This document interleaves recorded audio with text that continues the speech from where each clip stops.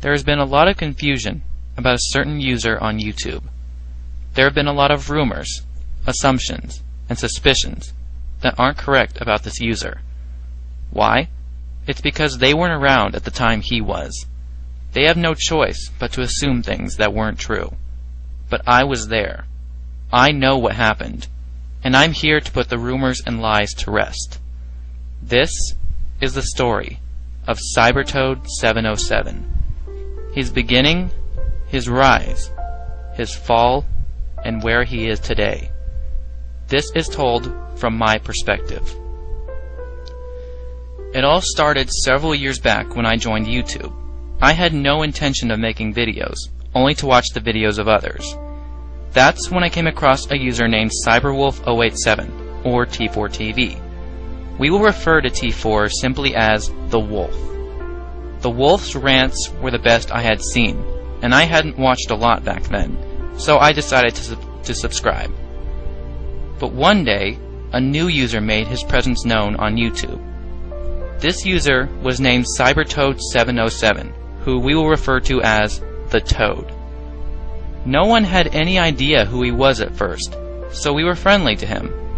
That is, until he started to rant. The Toad was a ranter, but not a good one at that.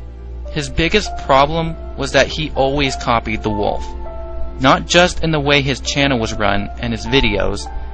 He would pick the same rant topics as the Wolf and literally say the same things the Wolf had already said. As you can probably imagine, people caught on to this and they didn't approve of the Toad. But the Toad wasn't always a ripoff.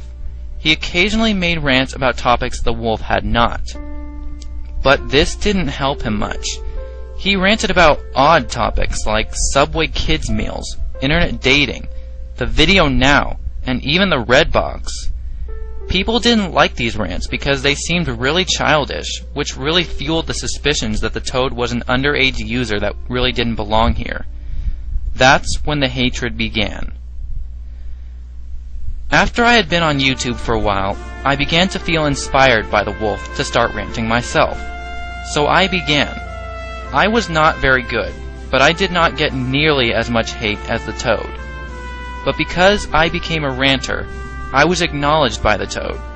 The Toad and I quickly became friends. I liked being friends with the Toad because I knew I would have an easier time becoming friends with him than I would with the Wolf. And the Toad liked being friends with me because we both enjoyed ranting. But as strong as our friendship became, it did little to stop the hatred the Toad received. Soon, the Toad and I began to do Skype discussions, where we worked together to rant on certain topics. It was fun, and it helped make me become more noticed on YouTube. But me being there also couldn't help extinguish the flames of hatred that grew around the Toad from the YouTube community. The Toad's common response to the accusations of ripping off the Wolf was that the Wolf inspired him to do what he does. But then, everything changed when the Wolf discovered the Toad's rants. The Wolf began by giving the Toad criticism.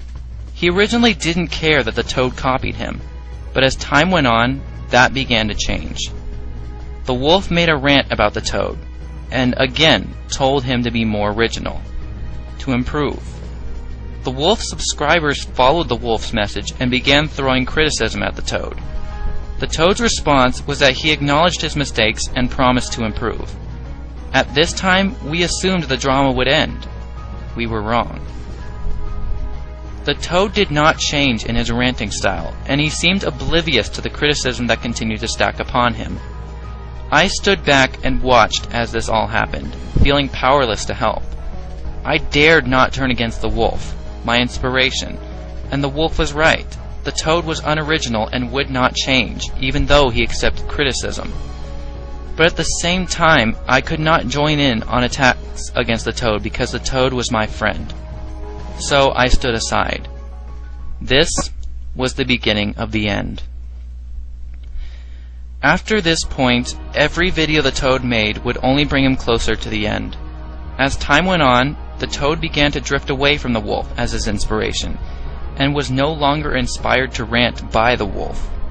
Instead, he turned to random DCE, who we will refer to as the Cat.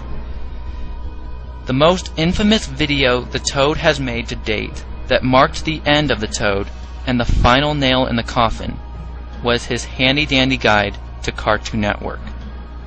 It was horrible. The steps were not well made. The visual representation was bland and unconvincing. But the most unforgivable thing he did was attempt to speak with a British accent even though he was not British. It was such an awful butchering of the language, and the video itself was not that good, that it spawned many commentaries and even more hatred, parodies, and videos that attacked the Toad personally. It was a time of great hatred, and for the Toad, there was nowhere to go but out. After the negative criticism, the Toad closed his account and retired from ranting. He slowly faded away. I made an HDG to help him, but it was simply too late. After that point, the Toad was quickly forgotten by the critics, the haters, and the wolf. But it never departed from my mind, nor from the minds of the friends the Toad had. The Toad did return to YouTube under a new account, named Gardentio, but things were not the same. The Toad walked away from ranting the day the Toad account was closed, and he never looked back. Instead, he began to upload video game music and videos about Mega Man. He also did a few occasional commentaries, which were praised for the most part, but he closed his account later on. The reason why is still a mystery to this day. After the Toad closed the Gardentio account, he moved to a third account. It's at this new account where the Toad resides to this day. If you really want to meet Cybertoad, his new account is AmpharosMan64. But there is something you must be aware of.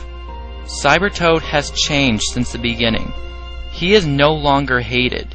He doesn't rant, but he is actually quite respected. Ampharosman doesn't mind being called Cybertoad. He acknowledges his past. He acknowledges his mistakes. He is definitely a lot more mature than he was back then. His knowledge comes from common sense. He has become independent and doesn't rely on others to make an identity for himself. Also, his voice has definitely gotten a lot deeper. Seriously, watch a Cybertoad video, then watch Ampharosman's rant that he posted today, and you will see a major difference. But there is one thing that you must be aware of. There is a user that looks similar to Cybertoad. You can find Cybertoad's videos on YouTube. It's the author of the videos, or the user, should I say, is from what appears at first glance to be Cybertoad707. But it's not. His name is not spelled correctly if you look closely. If you come across this user, don't be fooled. This is not him. It's a troll account that stole his videos.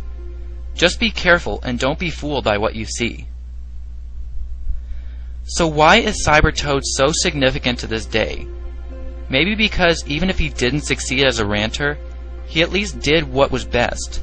He closed his account and came back when he was more mature. He helped me get started on YouTube, and I am grateful for that. And I made a great friend in the process. But he also proved that even if things don't work out the first time, you can still return and try again. By learning from your mistakes and your past, you can become a better person in the present and the future. Thanks for listening. This has been Brawlmaster08 signing off.